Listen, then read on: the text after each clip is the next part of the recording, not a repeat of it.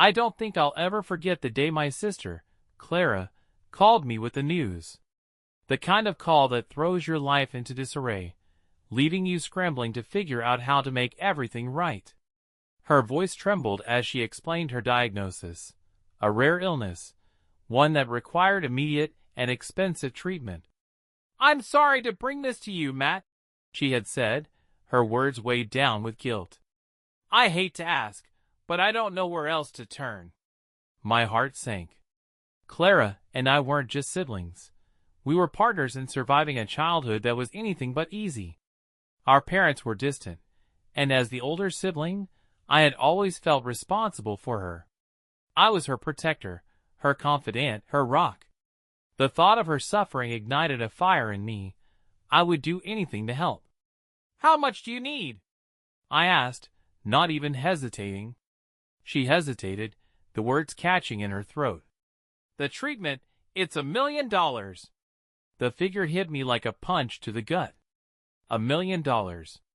It was more than I could comfortably spare, but not impossible. Years of running my own business had left me with a healthy savings account, and though it was meant for my own future, none of that mattered if Clara didn't have a future of her own. "I'll wire it to you," I said, my voice steady. "Don't worry about anything else. Just focus on getting better." Her gratitude poured through the phone. "Thank you, Matt. You're saving my life."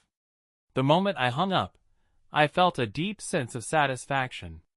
I didn't see it as a sacrifice. It was family. It was what we did for each other. But looking back, maybe I should have seen the cracks in her voice, the unease in her laughter. Maybe I should have asked more questions. A week after I wired the money, Clara started sending me updates about her treatment. At first, the messages seemed reassuring. She described how she was settling into the clinic, how the doctors were optimistic about her prognosis, how she'd started a specialized therapy program tailored to her condition. She even sent a couple of photos of her smiling weakly from what looked like a hospital room. I felt relieved. For the first time in days, I slept through the night, convinced I had done the right thing. Clara's road to recovery was going to be long, but at least she was on the path. Then, slowly, the updates stopped. It started with a missed phone call here, a delayed response to a text there. I chalked it up to her treatment taking a toll on her energy. But as the days turned into weeks, the silence became deafening. I reached out repeatedly, my worry mounting with every unanswered call and ignored message. Finally, after nearly a month of radio silence, she called me. "Clara," I said, relief and frustration mixing in my voice. "What's going on? I've been trying to reach you." Her voice was different, lighter, almost breezy. "Oh, Matt, I'm so sorry. It's been chaotic, but everything's fine now. Better, actually." "Better?" I echoed, confused. "What about the treatment? You never told me how it's going." "Oh, the treatment." She hesitated, and for a moment, the breeziness in her voice faltered. "It's, complicated, but things are looking up. I promise I'll explain soon." I didn't press her. I told myself she was probably just overwhelmed or embarrassed about the toll her illness was taking. But something about the call lingered in my mind long after we hung up. The next day, I decided to check in on her in person. I drove to Clara's house the next morning, the nagging feeling in my chest growing heavier with every mile. I hadn't visited her place in months. She lived 2 states away, and between work and life, we usually caught up by phone or when she visited me. As I pulled into her neighborhood, I rehearsed what I'd say, hoping I could ease her into sharing whatever she was hiding. Her driveway was empty, but her curtains were drawn. That wasn't unusual for Clara. She always liked her privacy. I parked and knocked on the door, waiting for the shuffle of her footsteps. Nothing. I knocked again, louder this time. "Clara? It's Matt." Still no answer. Frustrated, I fished out my phone and called her. After a few rings, her voice came on, cheerful but oddly rushed. Hey, Matt. Sorry, I'm not home right now. What's up? I'm at your house, I said, glancing at her empty driveway. I wanted to check on you. Oh. There was a pause, then a nervous laugh. I wish you told me. I could have made time. I'm, running errands today. You know, groceries and stuff. Something in her tone wasn't right. Groceries? I asked. I thought you were supposed to be on a strict treatment regimen. Shouldn't you be resting?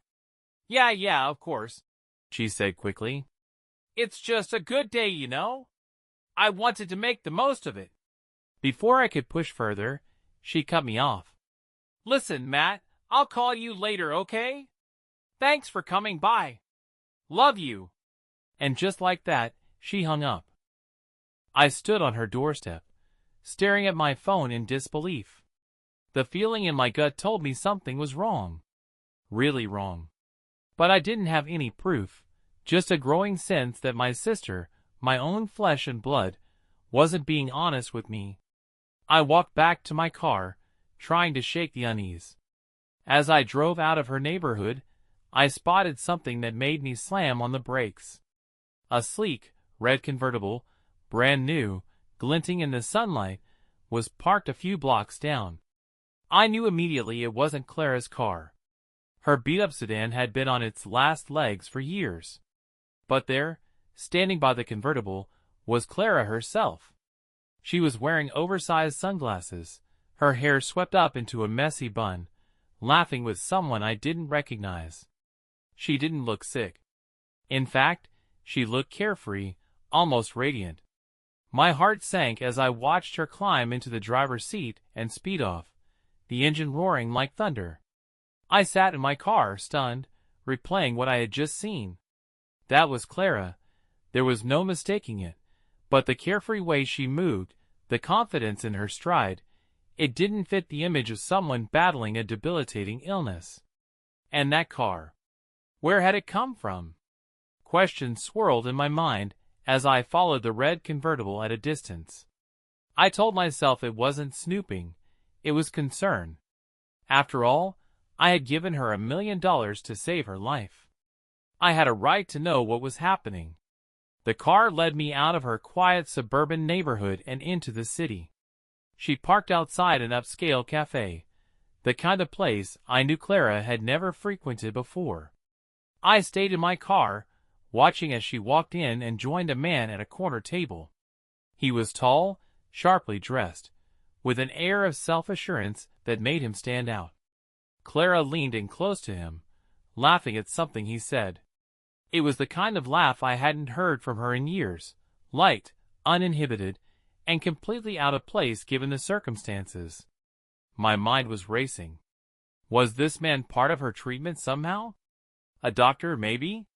A counselor? But the longer I watched, the more obvious it became that this wasn't professional. There was an intimacy between them, the kind that couldn't be explained away by a medical excuse. I felt my stomach turn as the realization began to dawn on me. I stayed parked across the street for over an hour, unable to move. When Clara and the man finally left the cafe, they walked side by side, laughing and chatting as though they didn't have a care in the world. She didn't look sick, and she certainly didn't look like someone whose life was hanging in the balance. As they climbed into the red convertible together and sped off, my hands tightened around the steering wheel. I wasn't just angry. I was confused, betrayed, and deeply hurt. Clara was my sister. If she wasn't telling me the truth, then what was she doing with the money I'd given her? I decided I wasn't going to let it go. That night, I couldn't sleep. My mind refused to quiet down, replaying the scene from earlier over and over. Clara, carefree and laughing, driving away in a car that cost more than some people's homes. Clara, who had called me in tears, claiming she needed my help to save her life. What had changed? The next morning, I decided to dig deeper. I started with the clinic she'd mentioned when she first called me. She'd been specific about the name, and it was easy enough to find their number online. When I called, The receptionist was polite but firm. "I'm sorry," she said, "but I'm unable to share patient information without consent." I pressed on, explaining that I was Clara's brother and the one footing the bill for her treatment. "I just need to confirm she's there," I said. After a long pause, the receptionist spoke again, her tone cautious.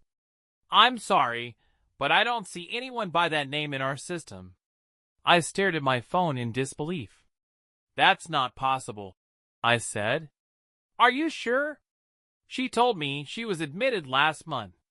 "I'm certain," the receptionist replied. "If you'd like, I can check with another department, but we don't have a record of her here." My stomach churned as I hung up. Something was definitely wrong. I spent the rest of the day following every lead I could think of. I called other clinics, checked online for any mention of her supposed illness, and even looked up the specific therapy program she described in her texts. Every road led to a dead end. By evening, I was seething. It wasn't just the money, it was the betrayal. Clara and I had always been close. I had trusted her without question, and she had taken advantage of that trust. The final straw came when I logged onto social media. I hadn't checked her profile in years, but now I felt compelled to see if she'd left any clues. What I found made my blood boil. Her account, which had been dormant for months, was suddenly active again. Post after post showed her posing with the red convertible, the caption beneath one of them reading, "Dreams do come true." Another photo showed her and the man I'd seen at the cafe, both of them holding champagne glasses with a caption that read, "Celebrating new beginnings." There wasn't a single mention of her illness. No hospital visits, no treatment updates, nothing. I stared at the screen, my hands trembling with anger. It was all a lie. The tears, the desperation, the plea for help, it was nothing more than a carefully crafted act to get me to part with my money. I wanted answers, and I wanted them now. The next morning, I drove to Clara's house again, this time determined not to leave until I got the truth. When I knocked on the door, there was no response, just like before. But I wasn't in the mood to play games. "Clara, I know you're in there," I called out. "Open the door, or I'm not leaving." There was a long silence, and then I heard the faint shuffle of footsteps. The door opened just a crack, enough for Clara to peek out. Her face was pale, her usual confidence replaced by a flicker of unease. "Matt," she said, forcing a smile. "What a surprise!" "Let me in," I said, my voice low but firm. She hesitated, glancing over her shoulder, as though trying to decide whether to let me see whatever was behind her. Finally, she sighed and opened the door. Her house was immaculate, as always, but it didn't take long for my eyes to land on the evidence. A designer handbag sat on the kitchen counter, the kind that cost thousands of dollars. On the dining table, a set of car keys rested casually, bearing the logo of a luxury car brand. I turned to Clara, my jaw tight. "You've been lying to me." She froze, her smile faltering. "I don't know what you're talking about." "Don't play dumb, Clara," I snapped. "The clinic you said you were going to has never heard of you. And that car outside? The one you've been parading all over social media? Did you think I wouldn't notice?" Her face turned red, whether from guilt or anger, I couldn't tell. "Matt, Save it," I said, cutting her off. "I gave you that money because I thought your life was at stake. You told me you were dying, Clara. And now I find out you've been spending it on luxury cars, and God knows what else." Tears welled up in her eyes, but I didn't feel an ounce of sympathy. "I can explain," she said softly.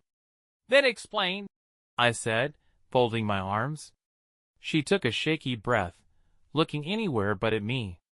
I just wanted a fresh start. Things have been so hard lately, and I didn't know how else to." "You didn't know how else to what?" I interrupted, my voice rising. "Lie to your own brother? Take advantage of the one person who's always had your back. Her tears spilled over now, but I didn't let up. Do you have any idea what I gave up to help you? That money wasn't just sitting there waiting to be spent. It was my future, Clara. My retirement, my dreams, gone because I trusted you.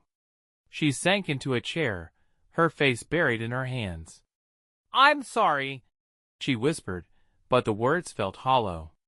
For a moment, I just stood there, staring at her. This wasn't the sister I thought I knew. This wasn't the Clara I had spent my life protecting.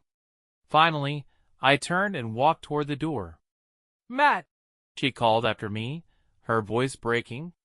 Please don't hate me. I paused, my hand on the doorknob. I don't hate you, Clara, I said without looking back. But I don't know if I can ever forgive you. And with that, I left, the weight of her betrayal pressing down on me like a stone. I spent the rest of that day in a fog, my mind cycling through every possible explanation for what I'd seen. Maybe she'd rented the car as a way to lift her spirits. Maybe the man at the cafe was a friend helping her cope with the stress of her illness. But deep down, I knew I was grasping at straws. Something didn't add up. That night, I did something I never thought I'd do. I called her best friend, Maggie. Maggie and Clara had been inseparable since college, and if anyone knew what was going on, it was her. Matt? Maggie answered after a few rings, her voice warm but surprised. It's been a while. What's going on? I hesitated. Maggie, I need to ask you something about Clara. It's serious. There was a pause on the other end. Is she okay? Did something happen? I took a deep breath, unsure how much to reveal. She told me she was sick. She said she needed money for treatment, and I gave it to her. But now, I'm not so sure she's being honest with me. Another pause. This time, it was longer. When Maggie finally spoke, her tone had shifted, careful, hesitant. Matt, I don't know if I should get in the middle of this. Please, Maggie, I interrupted, my voice cracking. I just need to know if she's telling the truth. If she's really sick. You've known her forever. If you know something, I need you to tell me. There was a long sigh on the other end of the line. Okay, Maggie said finally. Look, Clara hasn't said anything to me about being sick. The last time we talked, she mentioned she was stressed about money, but she didn't say why. And well, a couple of weeks ago, she showed up at my place in this ridiculous sports car. She said it was a gift from someone she was seeing. My heart dropped. A gift? Yeah, Maggie said, her voice quiet now. I didn't press her on it because, honestly, I didn't want to know. But she seemed different. Like she was trying to show off or prove something. It didn't feel like her. I clenched the phone, my head spinning. Maggie, if she's lying to me about this, I need to find out. She told me she needed $1 million to save her life, and I gave it to her. I can't just let this go. There was silence, and then Maggie sighed again. Matt, I hate to say it, but I think you need to confront her directly. If she's hiding something, she needs to be the one to explain herself. She was right. As much as I didn't want to believe it, I couldn't ignore what was staring me in the face. Clara was hiding something, and I wasn't going to let it slide. The next morning, I called her. Clara, we need to talk, I said, keeping my tone steady. Of course, she replied, her voice cheerful. What's up? In person, I said firmly. Today? There was a beat of hesitation before she answered. Okay. Come by this afternoon? When I arrived at her house, the red convertible was parked in the driveway, gleaming in the sunlight. My stomach churned as I walked up to the door and knocked. She answered quickly, smiling like nothing was wrong. Matt. Come in, she said, stepping aside. I didn't return the smile. Instead, I walked past her into the living room, turning to face her as she shut the door. Clara, I need you to tell me the truth, I said, skipping the pleasantries. What's going on with you? Her smile faltered. What do you mean? You told me you were sick. You said you needed $1 million for treatment. I saw you yesterday, Clara. You were driving that car. I pointed toward the driveway, and you didn't look sick at all. Her face went pale, and she opened her mouth to respond, but no words came out. Who was the man at the cafe? I pressed. What's really going on here? She finally sank onto the couch, her hands trembling in her lap. Matt, She started, then stopped. It's not what you think. Then tell me, I said, my voice rising. Because right now, it looks like you lied to me. It looks like you took the money I gave you for treatment and spent it on God knows what. Tears welled up in her eyes. I didn't know how else to ask for help, she said quietly. Help with what? I snapped. She looked up at me, her face crumpling. I was drowning, Matt. I was in debt, massive debt. Credit cards, loans, everything. I was going to lose the house. I didn't know what to do, and I panicked. I made up the illness because I knew. I knew you wouldn't say no if you thought my life was on the line. Her words hit me like a blow to the chest. So you lied to me? You let me believe you were dying so I'd give you the money? I'm sorry, she whispered, tears streaming down her face. I didn't mean for it to go this far. But when I got the money, I couldn't stop myself. I bought the car. I thought it would make me feel better. Like if I had one nice thing, it would fix everything. I stared at her, struggling to process what I was hearing. The sister I had spent my life protecting, the person I thought I knew better than anyone, had betrayed me in the worst way imaginable. You spent $1 million on a car and your debts? I asked, my voice hollow. She nodded, unable to meet my eyes. I'm sorry, she said again, but the words felt empty. I stood there in silence, the weight of her betrayal pressing down on me. For the first time in my life, I didn't know what to say to her.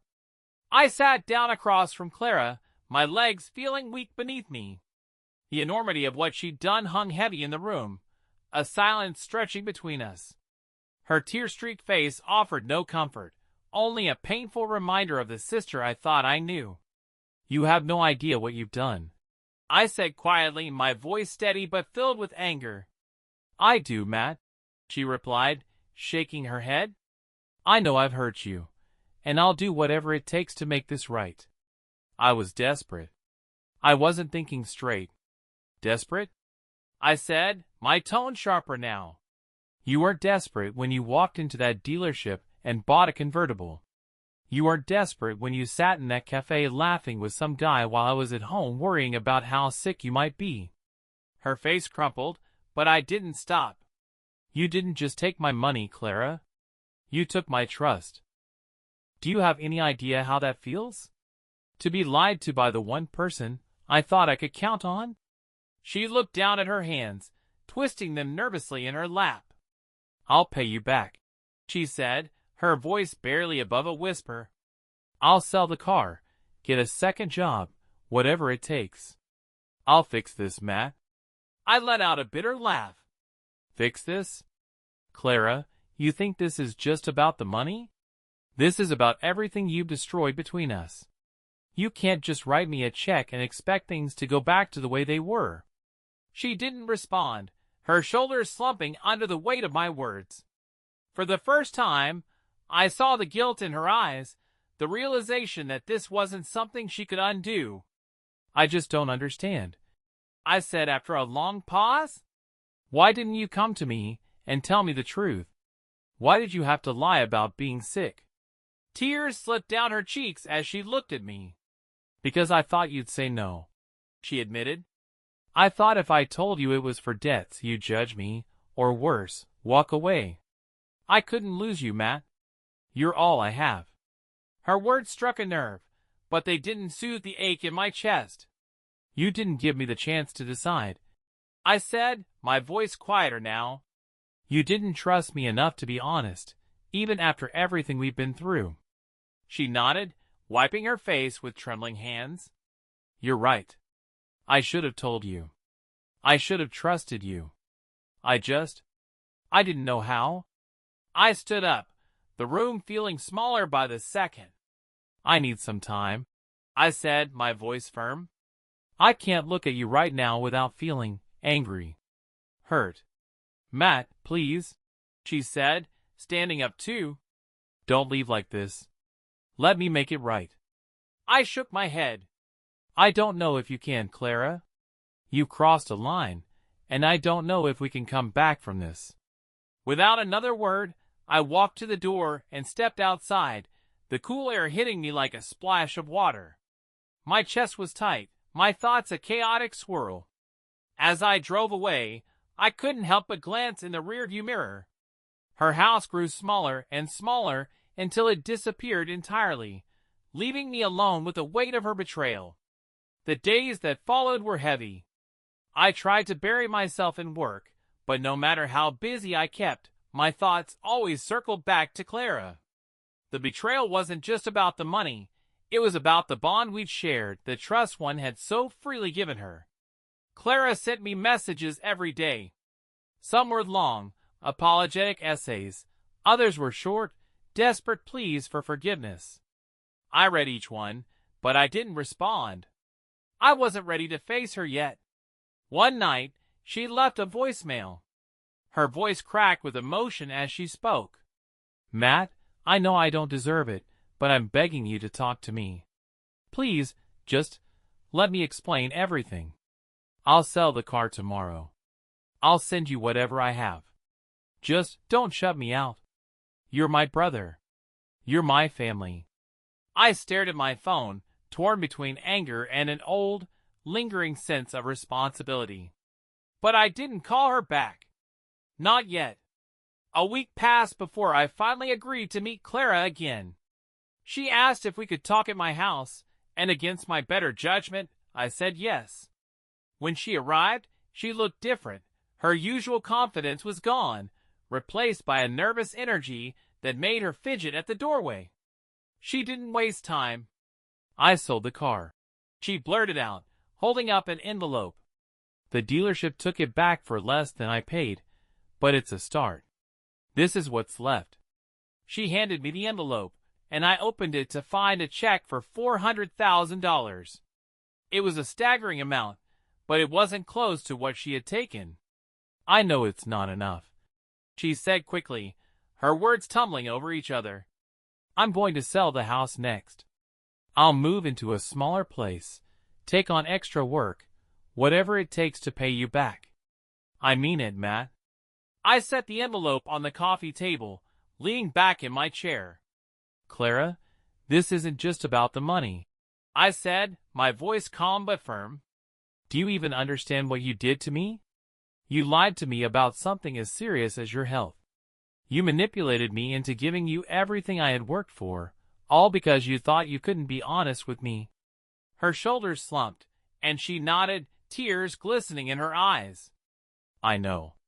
I hate myself for what I did. I've ruined everything between us, and I don't know how to fix it. But I'm trying, Matt. I'm really trying. For the first time, I saw the weight of her guilt fully settle on her. She wasn't the carefree sister I had watched drive away in a convertible. She was a broken version of herself, desperate to make amends. I want to believe you, I said after a long silence. But trust isn't something you can rebuild overnight. It takes time. A lot of time. And you can't just fix it with money. She wiped her eyes, nodding again. I'll do whatever it takes, she said softly. Even if it takes the rest of my life, I'll prove to you that I can be the sister you deserve. I didn't respond immediately. I was still angry, still hurt. But somewhere beneath all of that, I could feel a flicker of hope. A small part of me that wanted to believe she could change, that we could come back from this. I'm not ready to forgive you, I said finally, my voice heavy with emotion. But I'm willing to try. That's all I can give you right now. Her face crumpled, and she nodded. "Thank you," she whispered. "I'll make this right, Matt. I promise." I wanted to believe her. I truly did. But only time would tell if her promises meant anything at all. Months passed, and life slowly found its rhythm again, though nothing felt quite the same. Clara followed through on her promises, little by little.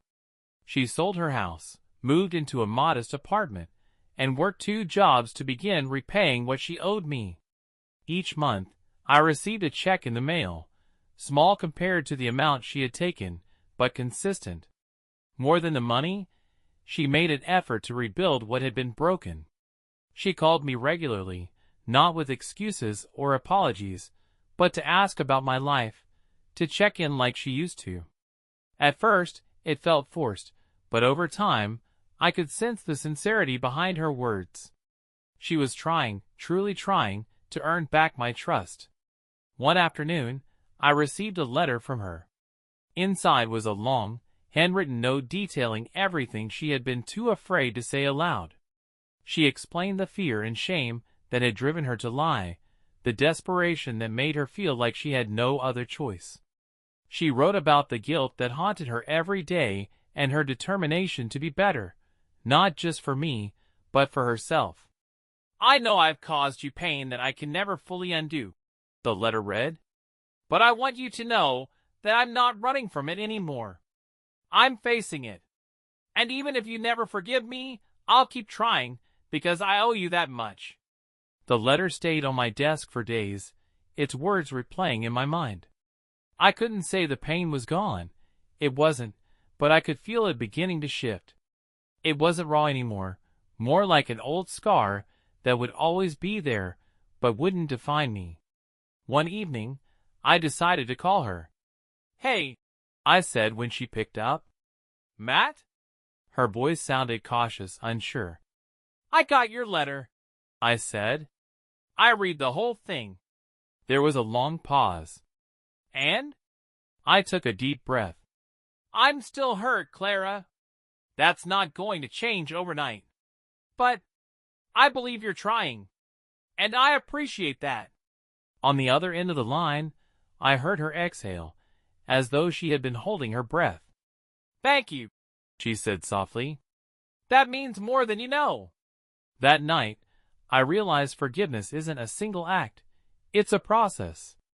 It doesn't erase what happened, but it can give you a way forward. Clara and I weren't there yet, but for the first time in months, I felt like we could be. And for now, that was enough.